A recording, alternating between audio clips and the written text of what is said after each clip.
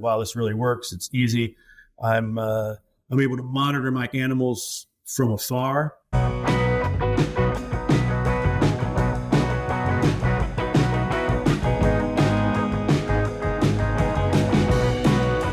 Hello and welcome back to the Dairy Podcast Show. My name is Barry Bradford from Michigan State University.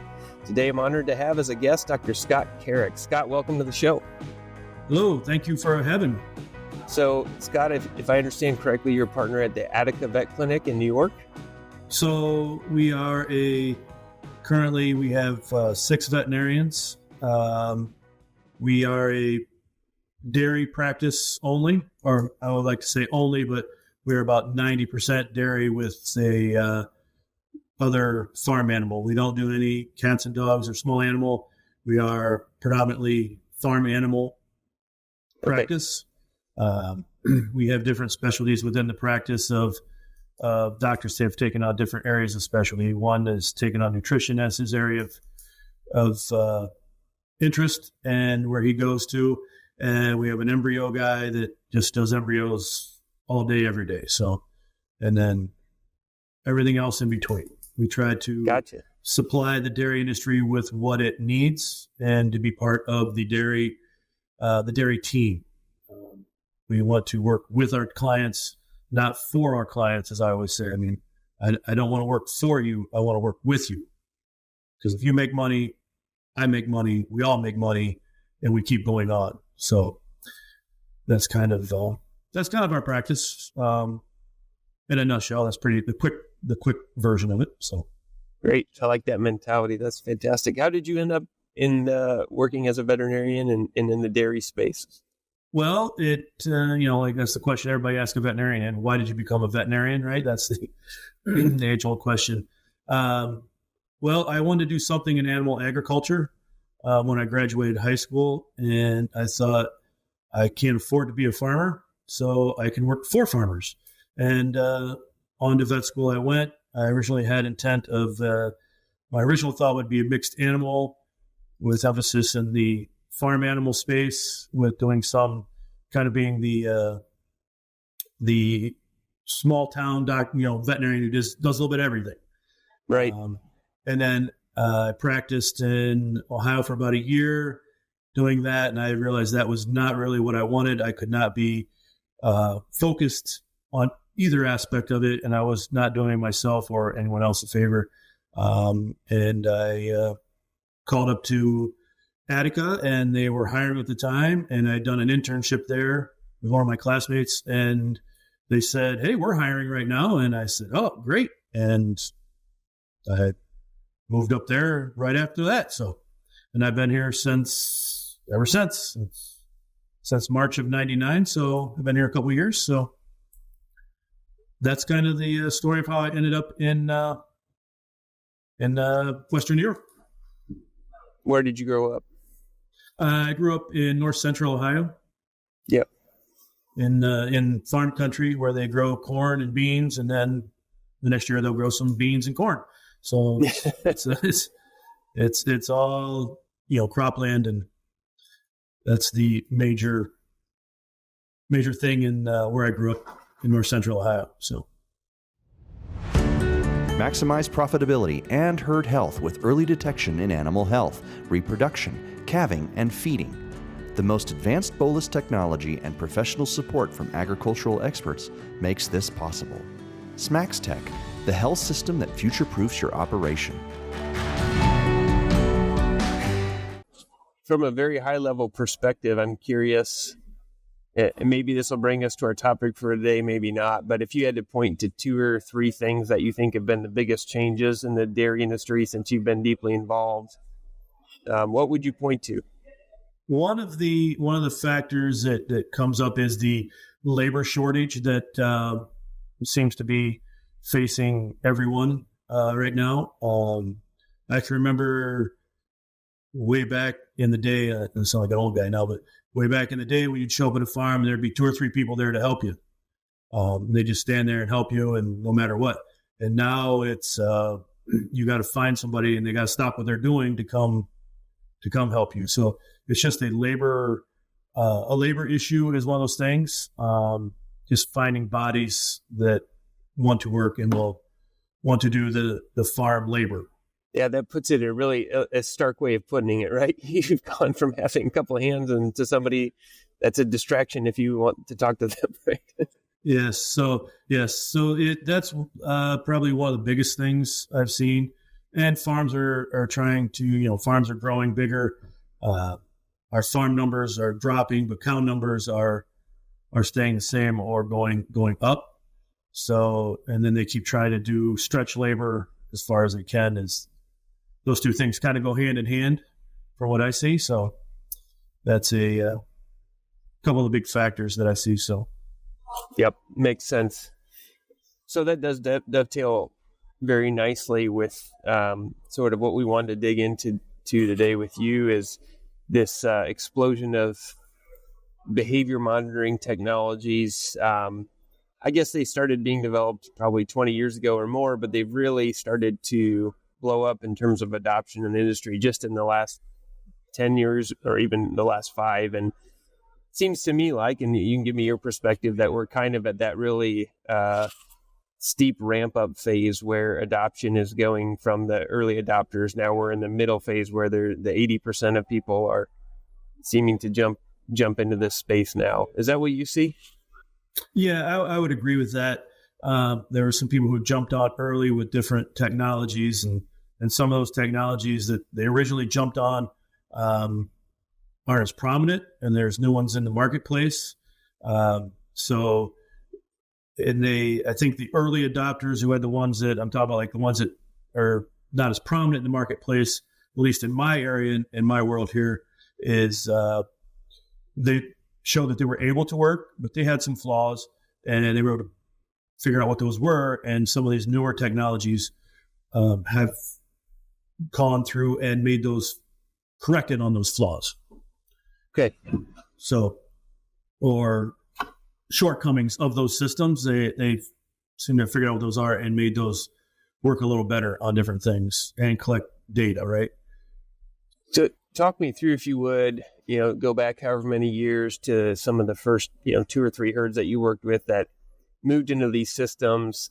I'm curious, how they thought about the return on investment at the time and how they first utilized these monitoring systems. So a couple of the ones that really came to mind was two farms with a very similar story. They had heifers were raised off-site, but not by a heifer raiser. They're their own heifers, but at a separate farm that they had purchased. So they're a mile or two down the road.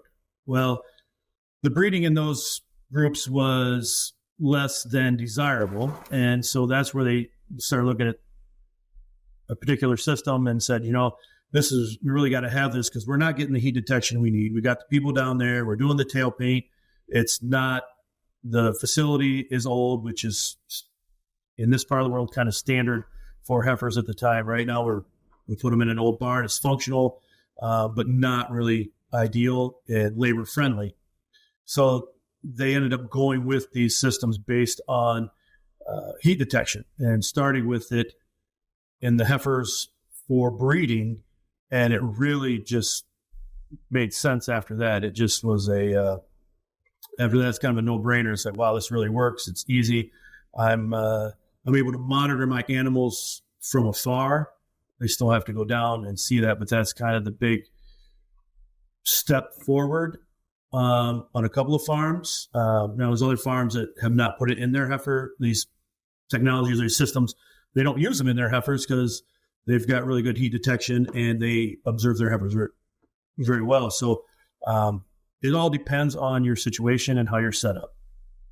Yeah, that makes sense. And but from a biology standpoint, my understanding at least is that virgin heifers show much stronger estrus typically than many of our modern lactating dairy cows. And so whether you're doing, observing plenty to observe estrus or using a system that monitors that behavior, it should be easy enough to pick up, right? So yeah, that makes sense.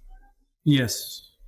Okay. So as you've seen that evolve, sort of newer dimensions, well, we should probably back up. Probably 90% of people listening are aware of this, but estrus is detected in these systems, I think universally through monitoring just activity, right? Motion, just like your smartwatch might, right?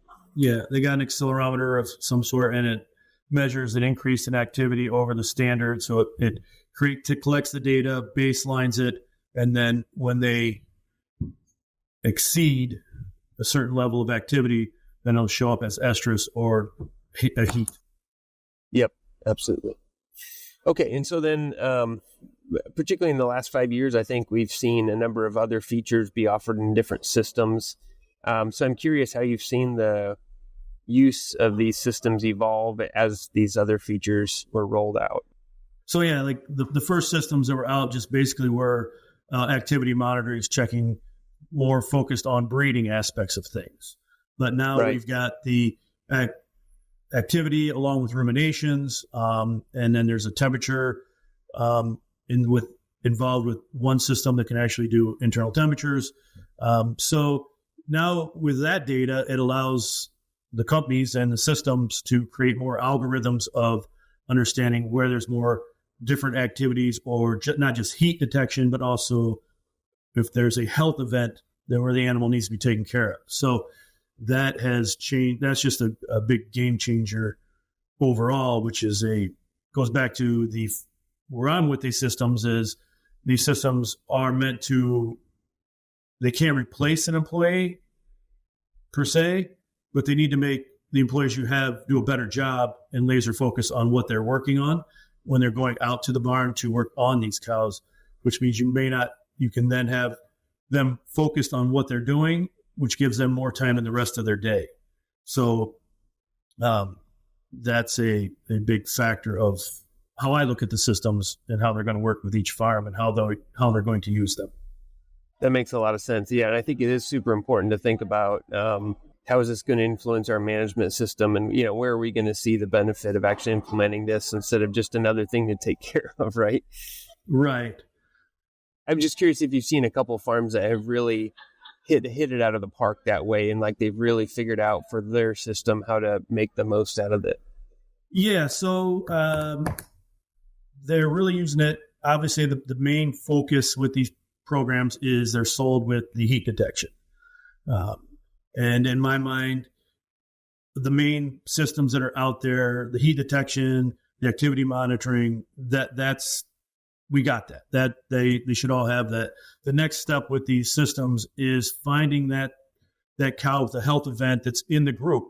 Is there a cow that's mid-lactation that her ruminations are off, she's got a fever, she's got this? Well, she may look fine as you walk through. Even the most experienced cow guy can walk through and say, oh, she looks okay. She's just she's standing there and she's at the feed bunk. She's nothing. But with these internal monitorings, they're measuring so much data that they're pulling up a red alert or a flag in this cow to say, you need to take a look at her.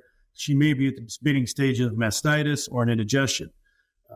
With that meaning, we find those events in the group, then we don't have to pull them to the hospital pen. We can treat them in the group with just some basic treatments and keep an eye on them. And in 24 hours, if they're not better, then we can pull them to the hospital group. So we can do a lot less pen changes, but we also can decide have an idea what we're going to do when we go out to the group to look for these cows and treat them. So I'm curious, I haven't talked to a lot of veterinarians sort of interfacing with these systems.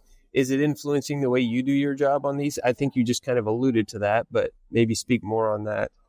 Yeah, so it's a matter of, the standard several years ago was to lock up your I'll digress. If I get a little long-winded here, just pull me back in. But it's, that's good. They used to, the standard, there was a whole thing back when Zoetis was Pfizer, and maybe even before that when they were Upjohn. So going way back, there's the dairy wellness and the 10-day. So you had to lock all the fresh cows up for the first 10 days, and we would do temp checks, and we do keto checks, check for ketosis, either with urine or the VHB monitors, and all this stuff, which took a lot of time. It was a labor intensive, but it also gave us a better view of we're catching those cows early, especially the subclinical cows at the time. With this technology, now we can almost stop doing the whole group lock up the cows we need, leave them in the group, go out, one person, maybe two people, go out, light this cow up, they do a physical exam, find out what she needs, treat just that cow. They don't have to look at 50 cows to find 2 cows that need treated. So now we're really focusing in on what we're doing. And the data coming from the systems is allowing us to look to different areas of what could be going on. So it's all with the AI technology or whatever, right? So it's, AI is just data collection and analyzing it and spitting it back out. So the more data points these systems pick up, the more data we have, the better the algorithms, and the more cows that have these monitoring devices on, the more data we're going to get, and the better we're going to get at pinpointing what is going on with these cows, or catching them. The big thing is catching them early before they have to be pulled out of the milking group into the hospital pen, and then we lose all that saleable milk. I think one of the things I've been having conversations with people about is not only is it saving you time, is it saving the employees time, but if that 50 fresh cow check now goes down to 2 cows, you've cut lockup time from an hour and a half to 20 minutes maybe, right? And so you can let all the cows go, and the benefit for the other 48 on top of the ones that you caught early could be pretty huge, I think. Yeah, my the story I tell one of my clients was telling me that he gets up in the morning, has his cup of coffee, and he goes over to the computer that he has in his house, and he would look at what he had for the day, what cows were supposed to be fresh. Well, now he's got the system, the Smax Tech system, which is a bolus, right? So he's got that system, and he says, I used to sit there with 1 cup of coffee and make my list of things to do, and now I'm like 2 cups of coffee, because I'm like going through everything and I'm pinpointing and writing out exactly what I'm going to do. And then when I go to the barn, I'm now spending half the amount of time in the group doing what I need to do. It's like that, working smarter and not harder, and keeping the cows happier by staying in the group, and only dealing with the ones that need to be dealt with. Because cows are, they like to be left alone. They like to do their thing. They like to eat, make manure, lay down, get milked, and do it again. That's pretty much, they're pretty simple creatures. That's what they like. So, yeah, maybe that guy's working faster too, because he's twice as caffeinated also. Yes, he's dumb. So let's talk a little bit about that Smax Tech system. It's a little bit unique. Many of the other systems today are collars or ear tags, but this is a bolus. Can you just talk me through how it's designed, what it measures, how you use it? So, sure. I am not affiliated with Smax Tech. I don't get paid by them, but right. I do think that this is it's a very unique system. It's a system that I personally really like the whole idea of it, because it gives you a lot of data. So it is a bolus. It's a rather large bolus that is turned on, and you give it to the cow orally, and then it'll sit in a reticulum. Once it's in there, it's in there. You can't reuse it. So that is one thing that some clients are not okay with, because they want to, if you have the collars, you can reuse the collars from cow to cow, or a cow leaves for whatever reason, she leaves the farm to take on another career choice. You can remove the collar from her and put it on the next active cow that you need a collar for. The function of it, so there's a couple things with the bolus being internal, right? So it's a steady state temperature.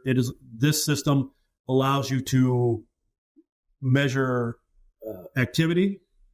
So activity, ruminations, and temperature. So those are big things. They also have another bolus that they have that can measure rumen pH. But with those 3 things, you get in the algorithms that they have put together over the years, of having Max Tech. It was in Europe at first, and now it's just hitting the States. That system, it's got a program where it's a beta version type thing where if they see a spike in temperature and a decrease in activity, it may be mastitis, or it could be this. So the other thing with this system that it has is a calving alert. They know that the temperature drops, and then within, usually, I think they say on their website the 20 hours, but a lot of times it's within 6 hours they will calve when they get this alert, which is, I digress a little bit. One farm that put this system in, they liked the idea of the bullets because they didn't like collars on their cows because they feel like they get stuck on things. Okay.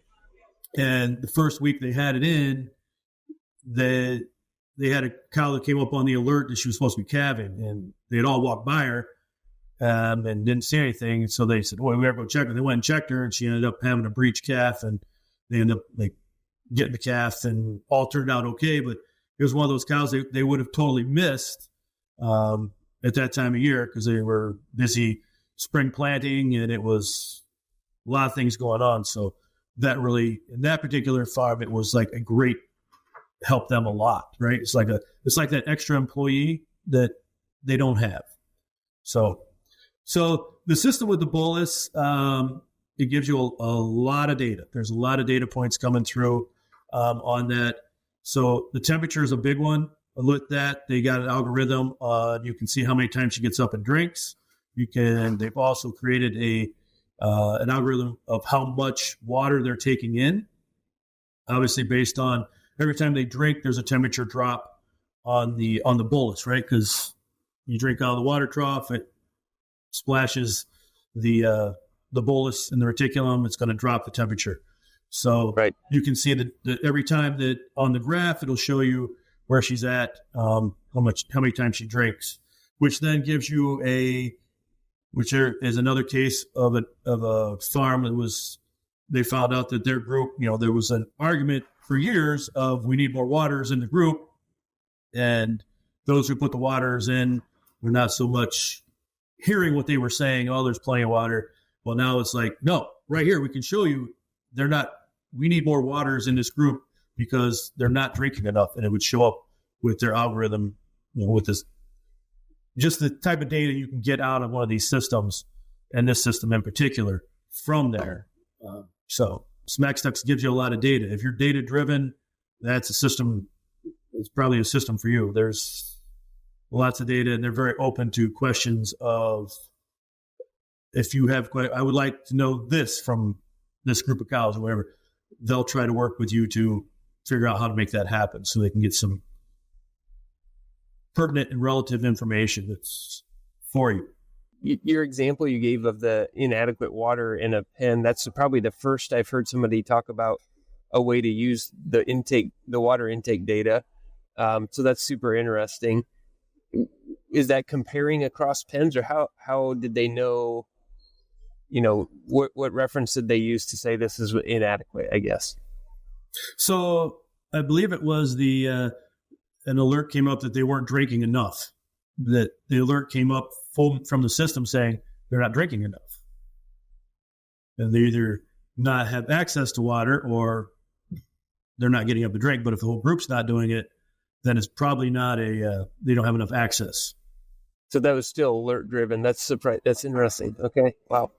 I think it's the data coming out of these systems is crazy. It's just all the stuff that you wanted to know before, and I've had this conversation multiple times with the clients. It's like these are things we've always thought, we've always known, but now we're seeing it. We're seeing it.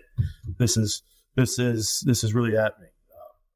One thing, and maybe this is more in the nutrition world, but I've been having over the last year way more conversations with people who say, "Oh, I have clients using group level rumination, not just individual alerts, but group level rumination to make decisions about, something came up today. Should we be doing more push-ups, or do we need to increase fiber content in the diet, etc.?"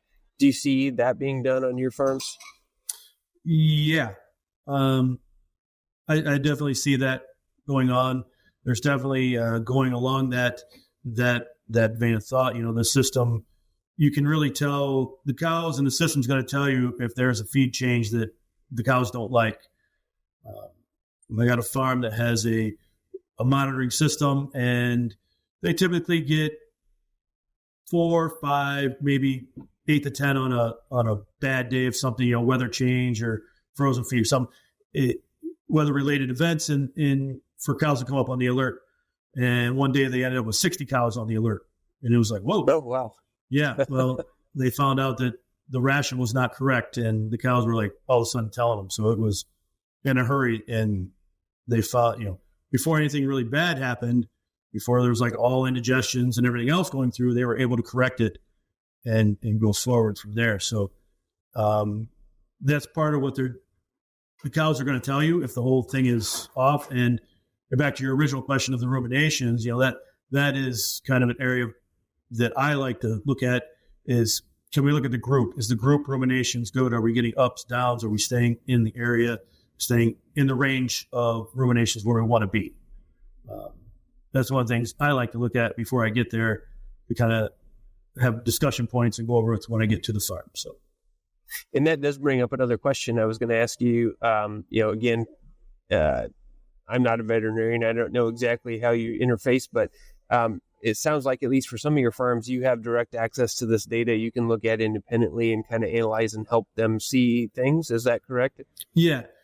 So with the systems, we have access. The farm grants the veterinarian or whoever they want, consultants, access to see the data coming through the system. So I can pull up and see pretty much what they're seeing on their farm and get the alerts. So I usually shut out the alerts because I don't need alerts for every cow, that type of thing. So we have access to it. The consultants, the veterinarians, we can have access as long as it's granted by the farm to do that. Usually that's with limits.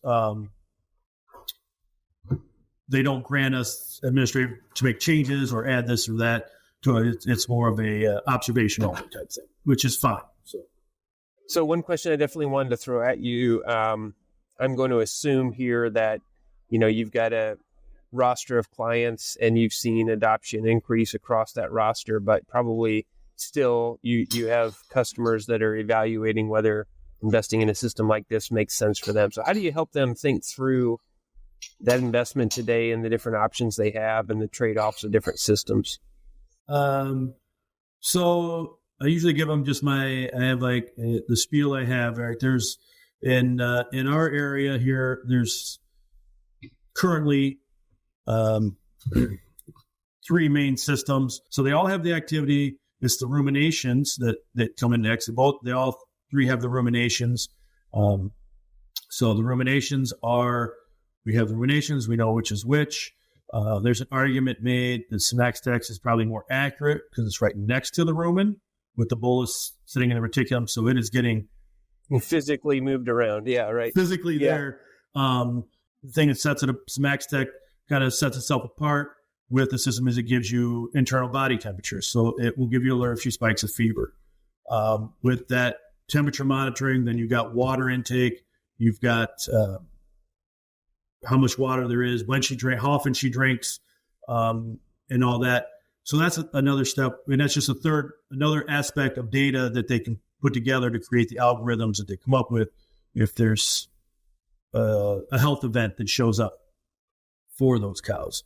And one of so that's an advantage. Well, there's some clients that they're not going to go out with all this data. They're not going to use that out in the groups and treat every cow that shows up. You'll get health events with all 3. So it depends on how much data are you going to use and how much do you want. So that is a farm by farm, person by person decision, right? It's I got some guys who love data and they can't get enough, and other ones is like, I'm getting too much data, and they get paralysis by analysis. It's like, so there was a study done that if you get too many choices, you don't know what to do, right? I think it was a study where they they had doctors that surgeons were given. They gave an option of, well, they could take a drug to get over it, or they do surgery. And if they end up having a choice of two different medical drugs to do it, the surgeon would always go for surgery, right? Too many choices, we're going to go to what we know. So that's amazing. And analysis, and sometimes there's too many choices is not a good thing. If that's not for you, you should know that, right? Don't take on more than what you want. You can get health events from the collared ones. The other thing with the SCR and the herd monitor programs, with the battery life of the collars, you can reuse the collars, right? So if you're going to, you don't have to put a collar on every animal. If you just want the cows in the breeding group to have it, or the fresh cows, or whatever, you can rotate the collars around and try to save money by doing that, which typically farms that start off doing that realize that it's not easy putting those collars on the cows, and your fingers get smashed, and it's just, we're not going to do that. So they get more collars, and they end up spending the money anyway. So I always feel like that's a straw man argument. Well, we can just go this way. Well, you think you will, but you're not. So you might as well just think it through the next step and buy the collars in the beginning and be done with it. Okay. Everybody's different. The collars are reusable. SmaxTech with the boluses, they're not, right? The cow leaves, the bolus leaves. You got to get a new one, and they don't give them away. So you got to buy a new bolus for each cow. So the cost of the bolus leaves with that cow. So it's a matter of, are you getting it? So the cost of all these systems, you can dollar cost it out for 8 years or whatever. And it's however you want to do it and what you think you're going to gain from it. There's advantages and disadvantages to all of them, and it depends on what you're really looking for. If you hate collars, then you're looking at SmaxTech or ear tags with SCR. Well, some people, we can't keep normal ear tags in. How are we going to keep those ear tags in? Right? Well, I don't have an answer for that, because there's lots of farms that do keep those ear tags in. So it's up to the farm and what they're comfortable with doing. So that's my kind of my spiel that I do with these different systems. They're all good systems for what you want. It's just, what do you really want to get out of it, and how much do you want from it? So, sounds like great advice. One thing I'm curious about, I didn't actually know that the SmaxTech was sort of guaranteed for the life of the animal. So I know some people that don't put collars on because, like you said, some farms don't see a need for it in the heifer program because they have good heat detection or whatever, and they'll put them on sort of when cows coming in to their first calving. But I guess with SmaxTech, do people typically put them in heifers, and what's like the smallest heifer you'd put them in then? I got two clients that do it in their heifers because that's where they started with it. It's you put them in about a year of age, right before breeding age. Okay. And so right around 12 months is typically the age you put them in. You can't really put them in much younger. And then they have it for there. They are there's other parts of it, like, so you buy the bolus, put it in, and there's a subscription to get the data. To get the data back, there's a subscription per cow fee, which is standard. Unless you buy the system, there's different. That's kind of the standard now, is you just kind of lease it or get the data back, do a subscription. So it's not that expensive monthly. We can argue that over the life of 10 years, you could have bought the system, but it's a monthly fee. It is what it is. That's a whole nother discussion. So fascinating. It's really interesting to see, how these technologies not only bring their independent, sort of the initial benefits that everybody sees, but then just to watch how people innovate around that. Then, because I can do this, that allows me to do this. And I think, who knows what some of those things will be in the next 5 years. I expect there will be things that you and I aren't thinking of that will evolve out of these technologies. It's time for our famous 3. Evonik Animal Nutrition is committed to ensure food security and safety while reducing the ecological footprint of animal farming. Its products and services use evidence-based solutions that seek to promote animal welfare and reduce reliance on natural resources. All this is underpinned by long-standing industry partnerships and deep customer understanding. Evonik's focus on efficiency, sustainable, healthy nutrition, and collaborations with livestock farming partners creates value for customers and consumers. Okay, fascinating discussion. Thank you. Well, we've got 3 questions we throw at everybody, and see if you have any different wrinkles than some others on this. So first of all, what's your favorite dairy-related book or resource? So probably the favorite dairy-related is probably the ABP website or the ABP podcast. That one. It's kind of between that and following different people on LinkedIn, where they like to put a lot of different up-to-date articles on there. So that's kind of a quick and dirty, kind of get your morning coffee and go through that and get the latest articles. So AABP is the American Association of Bovine Practitioners. If anybody doesn't know, great organization. All right. Second, what's your favorite book or resource outside of ag? So probably my favorite book is a book I read several years when my kids were younger. It's Inside Out Coaching: How Sports Can Transform Lives by Joe Ehrman. It's kind of a book that relates to life.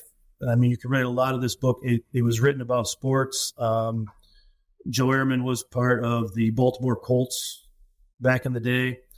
He still lived in Maryland. He was a professional football player. Oddly enough, I didn't know this when I read the book, but he grew up right outside of Buffalo and went to school at Syracuse and then played in the NFL. So he's kind of a local from around here. But it's just a book about it deals with sports and kids in high school and how to deal with them. But it's really about how they look at things and how you look at life. And I'll give a short synopsis. He wrote the book. Joe Ehrman he played football. He was a star, always the big guy, blah, blah, blah. And he was everything. And then his younger brother ended up getting sick and dying. And when, he died and he said at the funeral, they put him in the ground and then that was it. It's like, that's it. That's your life. And it kind of changed his life. And then he looked at everything differently and how to deal with kids. And it's about sports with kids, but it's dealing with people and seeing different things and how it goes on. So it's kind of one of those, it's a book that, I don't know, it was very moving to me in one of those books. And I ended up giving it to I went crazy with it and gave it to all the kids, all the coaches of my kids at the time. I said, this is no offense, but this was a very important book. And this book moved me.